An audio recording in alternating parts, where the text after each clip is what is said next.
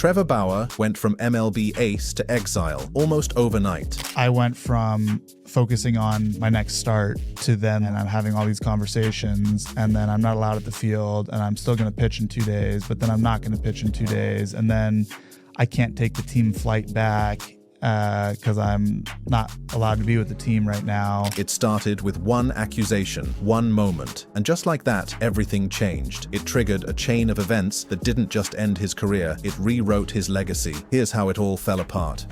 The allegations that changed everything.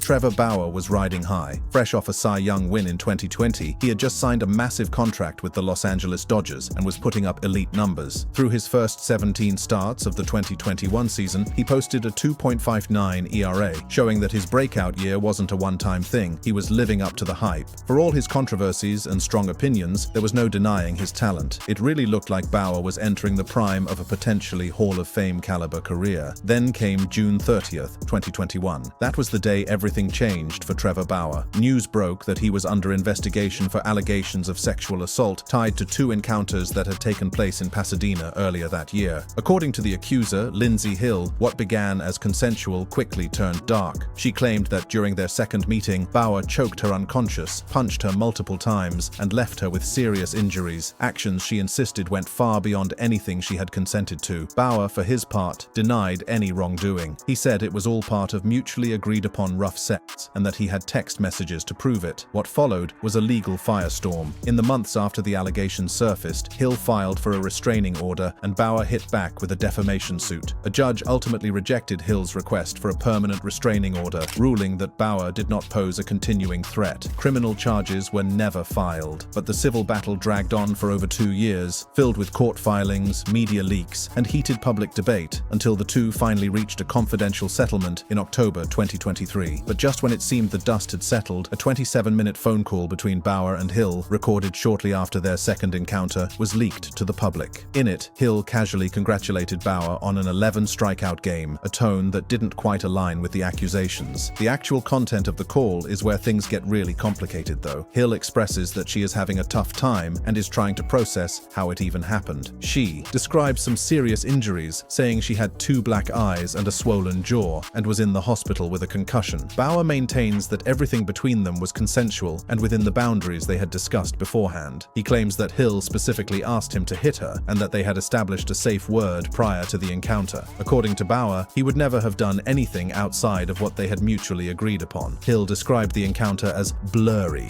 stating that she was going in and out of consciousness and was unsure whether she had actually asked Bauer to hit her. The exchange was unsettling. How could 2 people share the same experience, yet walk away with such vastly different interpretations? The level of disconnect between them was striking, especially given the intimacy of the encounter. The text messages that came out during legal proceedings were just as controversial. The messages between Lindsay Hill and her friends before and after her encounters with Bauer looked like they were trying to prey on Bauer. I'm going to his house Wednesday. I already have my hooks in. You know how I roll. With a screenshot in which you told him, "Tryouts don't scare me, Bauer. Pick a day and I am there." The messages include references to Bauer as a victim before they even linked up, discussions about stealing his money, and straight-up calculations about his $51 million net worth. The most damaging screenshots include Hill telling her friends about securing that bag, in reference to Bauer's wealth, and her describing being an absolute whore to try to get in on his $51 million. Net worth is $51 million, to which your friend responds,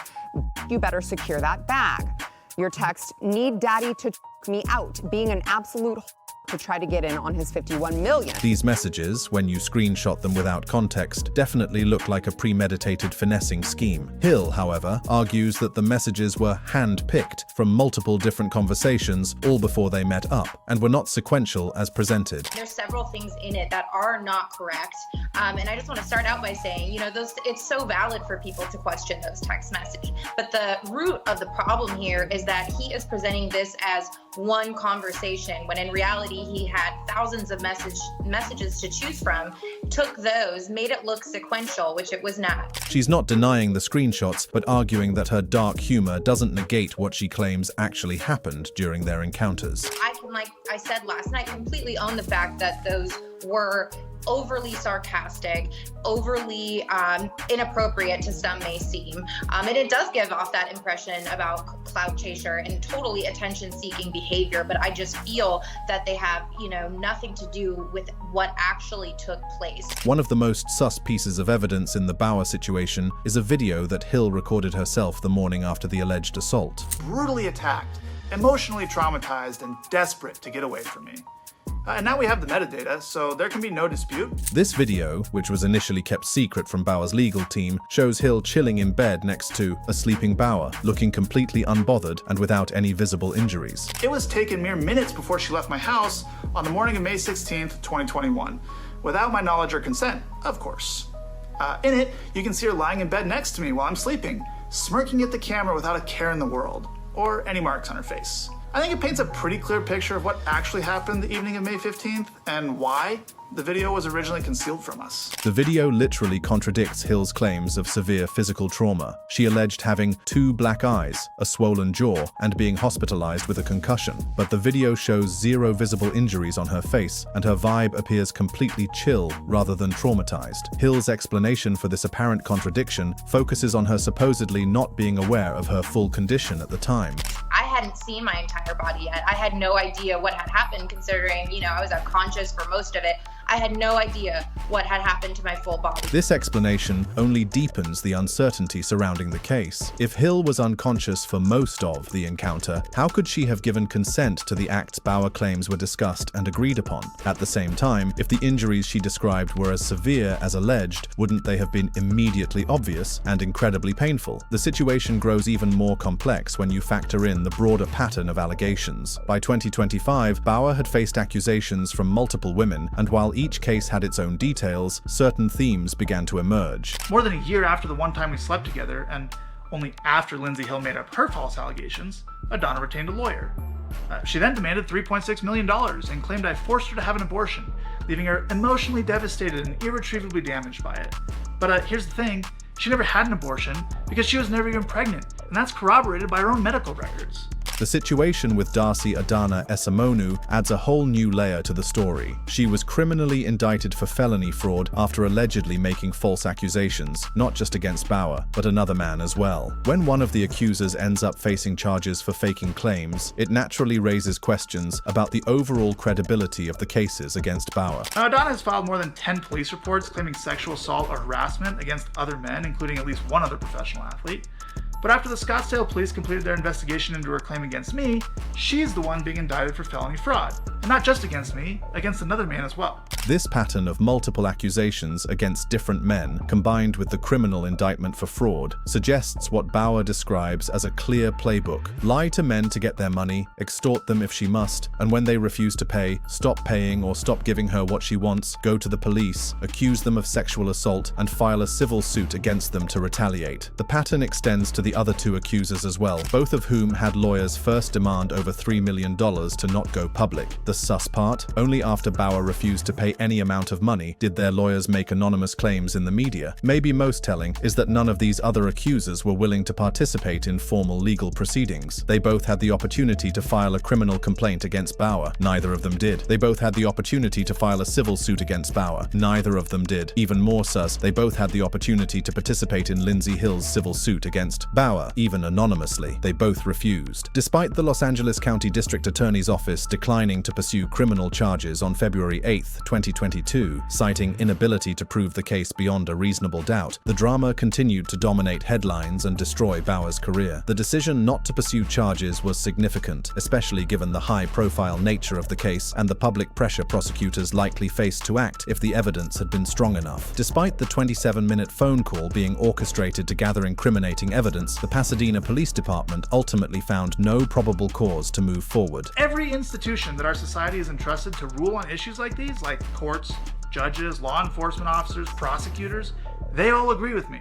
They've rejected every single claim made against me, even going as far as charging one of my accusers with a felony. The gap between the legal system's response and the public media reaction is one of the most striking aspects of the Trevor Bauer case. While law enforcement and prosecutors ultimately found insufficient evidence to support criminal charges and courts consistently ruled in Bauer's favor, public opinion and MLB's internal processes painted a very different picture. The October 2023 settlement between Bauer and Lindsey Hill was expected to bring closure to their legal dispute, but in reality, it raised more questions than it answered. Settlements like this can mean a lot of things: an admission of wrongdoing, a desire to avoid the risks and costs of a trial, or simply a strategic move unrelated to guilt or innocence. With no public details about the terms, standard in cases like these, speculation quickly filled the silence, but the drama didn't end there. In April 2025, Bauer filed a lawsuit accusing Hill of violating the terms of their agreement, showing that whatever resolution the settlement was supposed to offer, it didn't stick. The ongoing back and forth suggests that their legal battle is far from over. What followed Bauer wasn't just legal fallout, it was a total collapse of Bauer's professional standing. As the focus shifted from courtroom proceedings to league discipline, the consequences became career-defining. What had started as off-field controversy quickly snowballed into a full-blown exile from the sport he had spent his life mastering. The fall from grace. The transition from allegations to professional consequences marked the beginning of Trevor Bauer's complete exile from Major League Baseball, a process that would prove to be as controversial as the original accusations themselves. On April 29, 2022, MLB announced a 324-game suspension without pay, equivalent to 2 seasons, for violating the league's joint domestic violence, sexual assault, and child abuse policy. This suspension was unprecedented in its scope and represented the longest active player suspension for such offenses in baseball history at that time. The suspension hit hard, and not just because of its length. What made it even wilder was that it came after the LA County District Attorney decided not to press criminal charges. That move highlighted a major disconnect. The legal system said there wasn't enough to go on, but MLB went full send with its own punishment anyway. It was the clearest sign yet that in cases like this, public perception and internal policy can carry just as much weight, if not more, than hard legal proof. And the scale, unreal. A 324-game suspension, basically 2 full seasons, was the longest ever handed to an active player under MLB's domestic violence policy. For someone who had just won a Cy Young and signed a historic contract, this wasn't a slap on the wrist. It was a professional wipeout. The league didn't just bench him, they effectively erased the rest of his prime. Bauer didn't stay quiet. He immediately appealed, kicking off yet another round of legal chaos, this time inside MLB's own system. By December 2022, an independent arbitrator reduced the suspension to 194 games, saying he could come back right away, but would lose pay for the first 50 games of the 2023 season. Still, even with the reduction, the damage was already done. His name was all over headlines for the wrong reasons, and no MLB team was willing to take the PR risk. Technically, he was eligible to play, but in reality, the league had moved on. The suspension may have gotten shorter, but the fallout still massive. On January 6, 2023, the Dodgers designated him for assignment, effectively releasing him, despite having already paid him over $60 million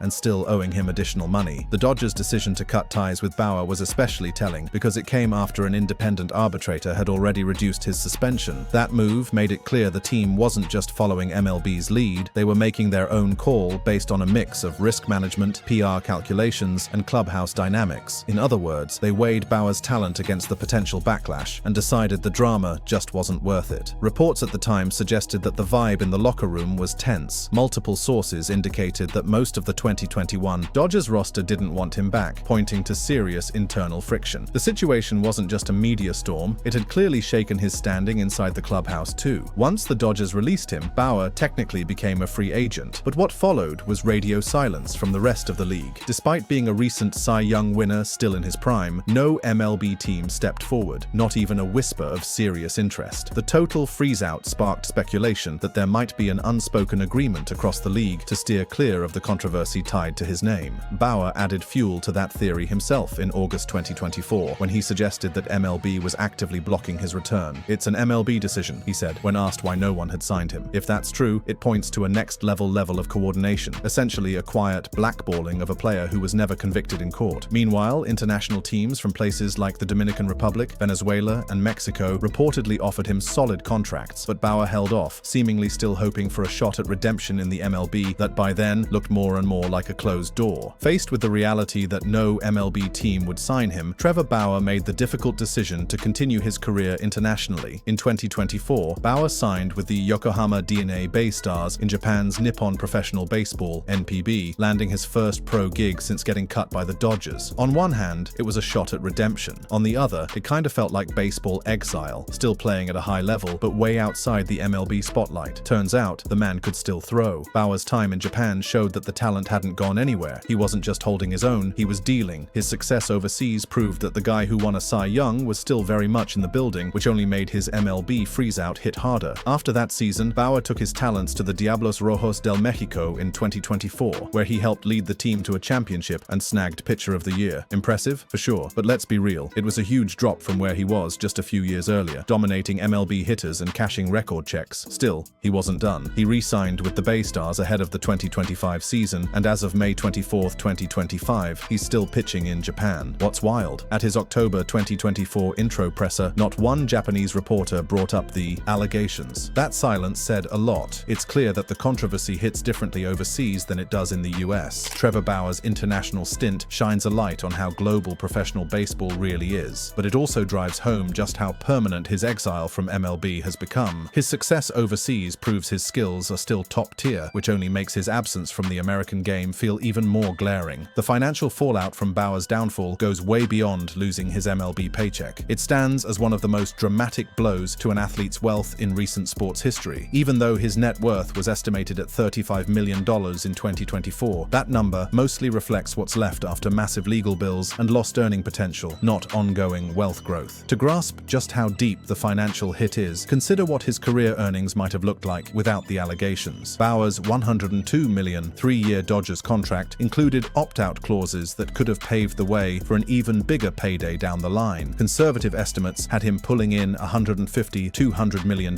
over his next 4 to 5 years. Instead, he's been pushed into international leagues where paychecks can be decent but don't come close to MLB standards. The gap between what he could have earned and what he's actually made likely tops $100 million, making this one of the largest wealth losses in sports caused by off-field controversy. And the legal bills? Insane. Years of lawsuits, settlements, and ongoing court battles have meant huge expenses on lawyers alone. While the exact costs haven't been made public, legal experts say cases like this easily run into the millions. The legal costs alone have been staggering. Years of litigation, multiple lawsuits, settlements, and ongoing battles have demanded huge spending on legal representation. While exact numbers remain private, experts estimate that cases this complex can rack up millions in legal fees. Even after releasing Bauer, the Dodgers continued to pay parts of his salary. Still, those payments were just a small slice of the income he might have earned without the controversy. Endorsement deals add another layer to the financial loss. A Cy Young winner pitching for the Dodgers in the country's second largest media market would typically pull in substantial endorsement income. Conservative estimates put Bauer's lost endorsement earnings at $510 million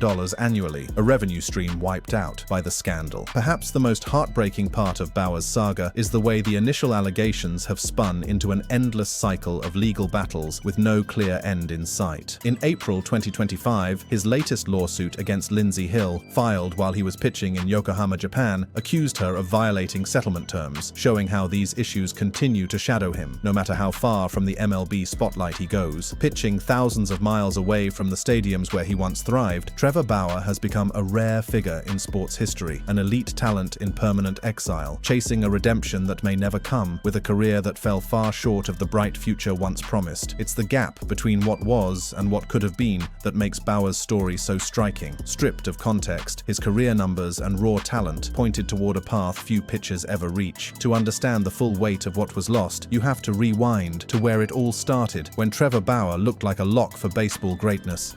The rise that could have been.